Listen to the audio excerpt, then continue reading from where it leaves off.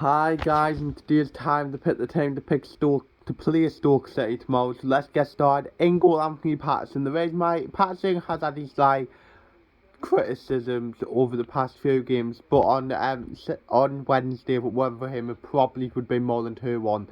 He made two or three fantastic saves, and he's young. He will make mistakes as he's a young player playing a young goalkeeper. But if we stick by him, I think we'll get the rewards. So yeah. Right centre back Luke 09, the reason why, of course, because I didn't do one of these for the Sheffield United game. Dan Ballard will be a big miss for however long he's out. I'll go for Luke 09 again, as I did think Luke 09 had a good game against Sheffield United. He was lucky not to be sent off mine. That was a joke of a challenge. But yeah, I don't want us persisting with Luke 09 like every single week at right centre back. But for this game, I think I would stick with him. So yeah. Middle centre back Danny Bath, the race my thank God that it looked like he's okay. He's okay like after coming off with a tight calf, but I think Bath had a solid game, and he's coming up against his former club tomorrow, so yeah.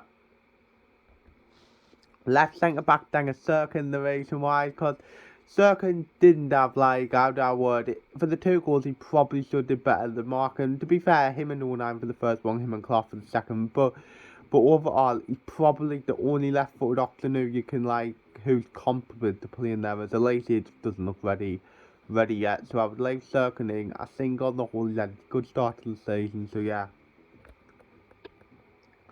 Right wing back Lyndon Goots, it was nice to see him get a goal on Wednesday. It was a really good goal, and I think Goots was a threat even before that goal. He put a few good crosses in before the sending off, and I think that he's had a good start to the season, and it's kind of proven some feet out which one that he is good enough to play at this level. So yeah. Then first centre mid, Elliot Embleton. The reason why is because I know Corey Evans is a doubt, but if there's any doubt, don't risk him with his injury record. Obviously Daniel suspended and Carl Winchester also injured, so Elliot Embleton's kind of got to play. It isn't he for position, but at the end of last season, he did play well in this position, and there's nobody else to really play there. Then Elliot Embleton and Jim Mateo got into in a minute, but yeah, I will play Embleton. As he weren't awful the other night, but he weren't great, so yeah.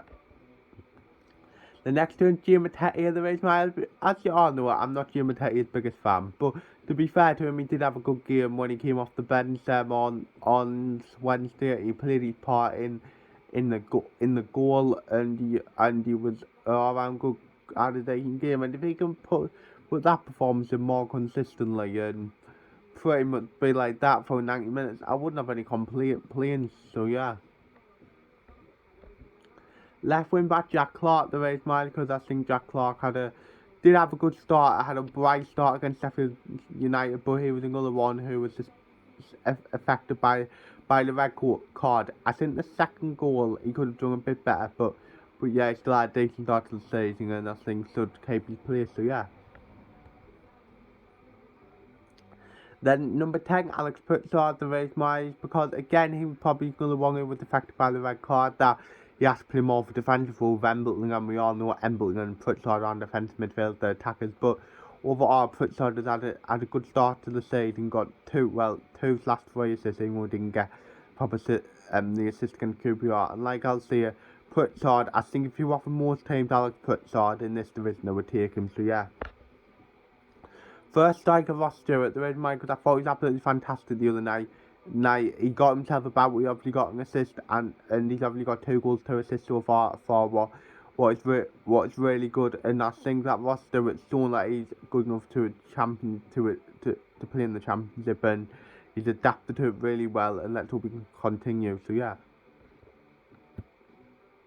Then next to him, Ellis Sims, the reason why he was probably another one whose game was affected by the red card, but overall he's had a brilliant start to his time at Sunderland, 3 goals in 3 games, and let's hope he continue, as he looks a really good player and a real handful. So yeah.